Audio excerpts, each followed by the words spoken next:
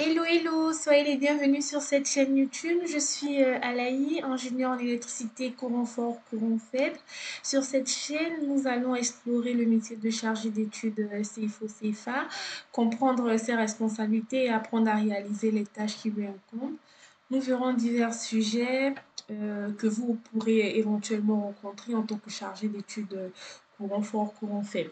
D'abord, j'ai créé cette chaîne YouTube pour aider les personnes à mieux comprendre le métier de chargé d'études CFO-CFA et rendre ce métier le plus accessible que possible.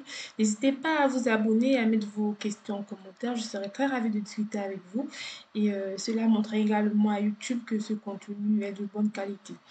Et ça me ferait également plaisir de savoir de pouvoir interagir avec vous et discuter sur divers sujets.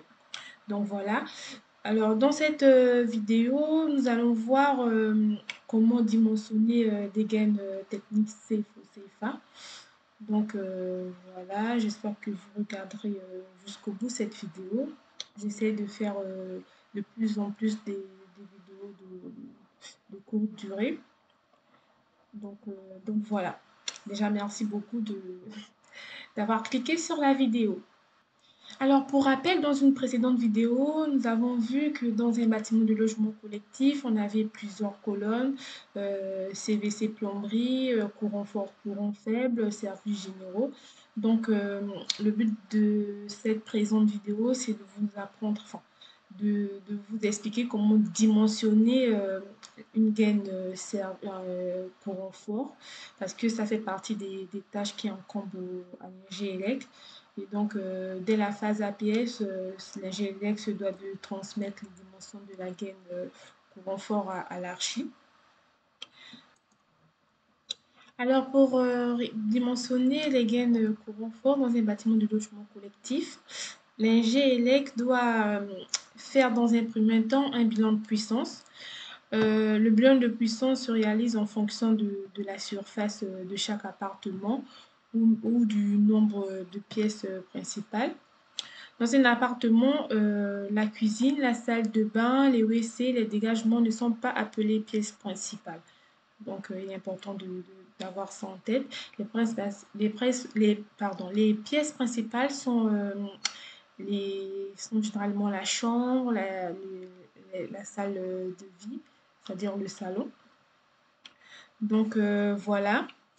Donc, quand on parcourt la NFC 1500, on relève que dans un appartement avec une surface inférieure à 35 mètres carrés et avec une à deux pièces principales, sans chauffage électrique, on a 3 kVA. Mais lorsqu'on a un chauffage électrique, on doit prévoir une puissance de 6 kVA. Alors, lorsque la surface de l'appartement est comprise entre 35 et 100 mètres carrés, il faut prévoir 6 kVA lorsqu'on n'a pas de chauffage électrique et 9 kVA lorsque on a un chauffage électrique. Quand on a une surface d'appartement supérieure à 100 mètres carrés et d'au moins 6 pièces, il faut prévoir 9 kVA et avec chauffage électrique 12 kVA.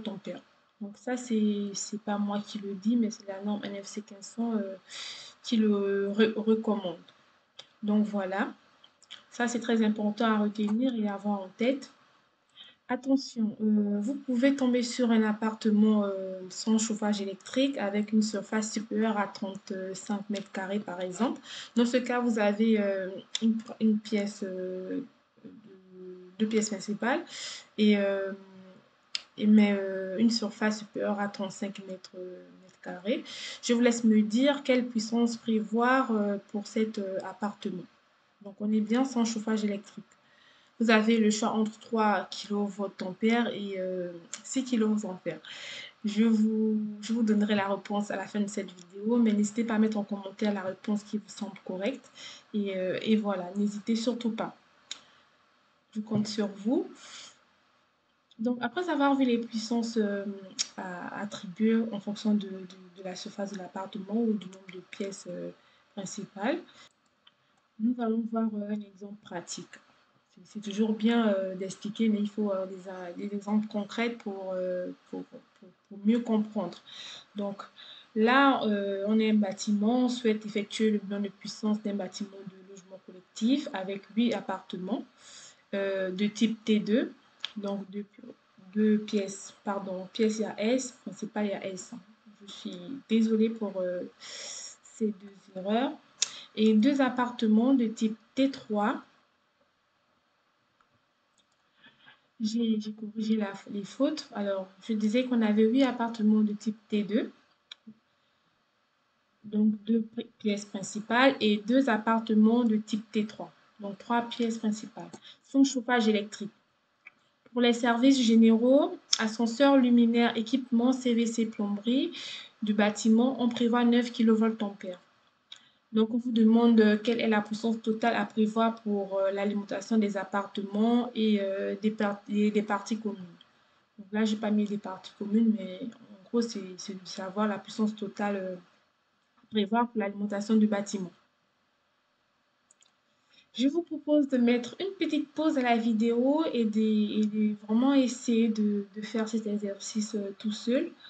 Et cela vous permettra après, même si vous n'êtes pas parvenu à trouver la solution, la bonne solution, cela vous permettra de mieux comprendre la correction. Donc, mettez une pause et essayez de faire l'exercice, s'il vous plaît. Donc là, je vais imaginer que vous avez déjà fait votre pause et essayer de réaliser l'exercice.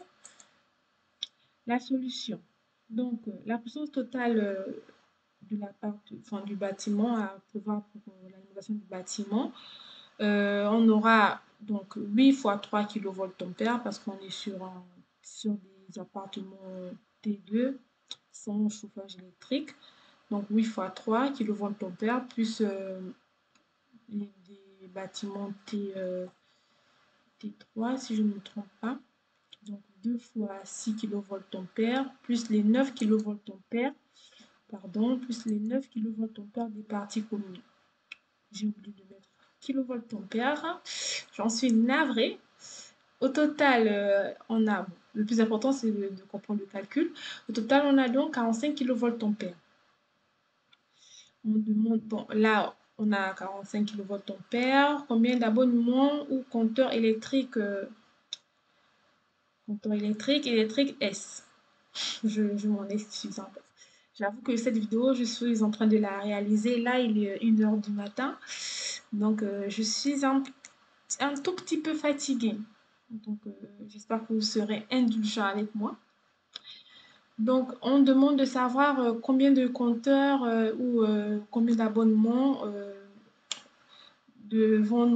qu'on devra prévoir pour le bâtiment. Donc, au total, on aura 11 abonnements, dont 10 abonnements pour les appartements et un abonnement pour les parties communes. Donc, abonnement, on entend par abonnement les compteurs électriques. Voilà. Donc, ça, cette information est très importante. Vous le verrez par la suite. Donc, après avoir fait le total des puissances, il est crucial d'appliquer un coefficient de pondération comme recommandé par la NFC 1500. Ce coefficient permet de prendre en compte la simultanéité des usages électriques et d'ajuster ainsi la puissance installée de manière appropriée. Donc ici, comme vous pouvez le voir sur ce tableau, lorsqu'on a 2 à 4 abonnements, il faut prévoir un facteur de simultanéité ou de pondération de 1.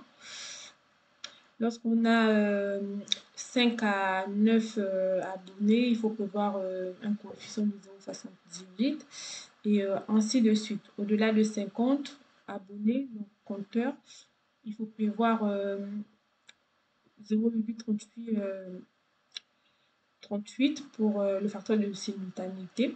Donc, en gros, si dans un bâtiment de logement collectif, on a 50, disons 49 appartements privés, enfin 49 appartements, et un abonnement pour les parties communes, donc ça fait 50 compteurs à prévoir. Donc, il va falloir prévoir un coefficient de 38, de 0,38.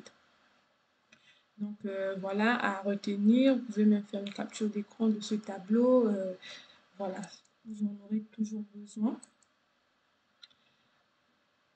Donc là, on passe à l'application du coefficient de pondération ou de simultanéité. Lorsque on l'applique à notre puissance totale précédemment calculée, on aura donc 35 kVA. Voilà, ça c'est la puissance totale de raccordement avec le coefficient de pondération que vous aurez dans votre bilan de puissance. Ensuite, après avoir eu cette puissance-là, cette puissance après application du coefficient de pondération, il va falloir trouver le courant assigné. Donc, le courant assigné, je vous ai fait un petit tableau que vraiment, va falloir que vous le gardiez jalousement parce que ce tableau-là vous aidera toujours lors de la réalisation de votre bilan de puissance.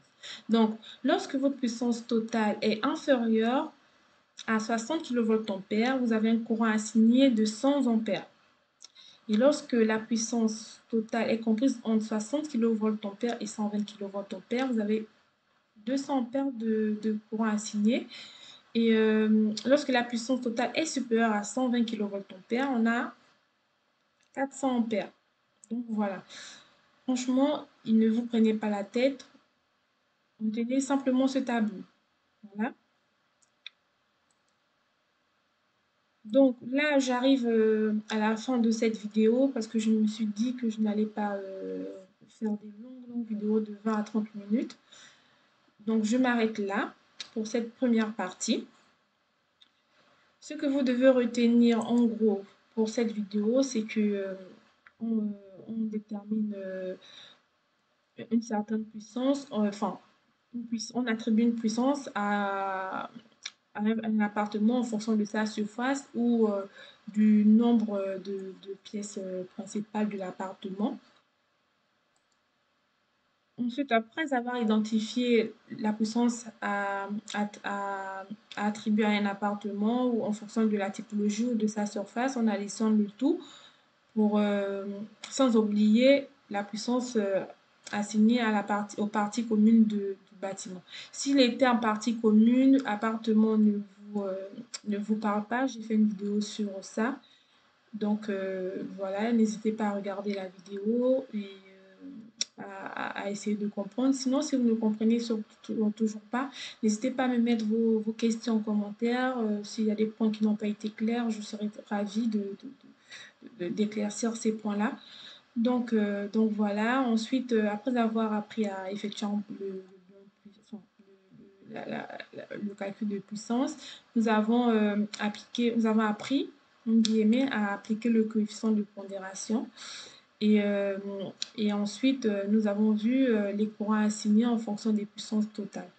Donc voilà, cette vidéo est très importante. Donc vraiment enregistrez-la ou regardez-la plusieurs fois pour bien comprendre.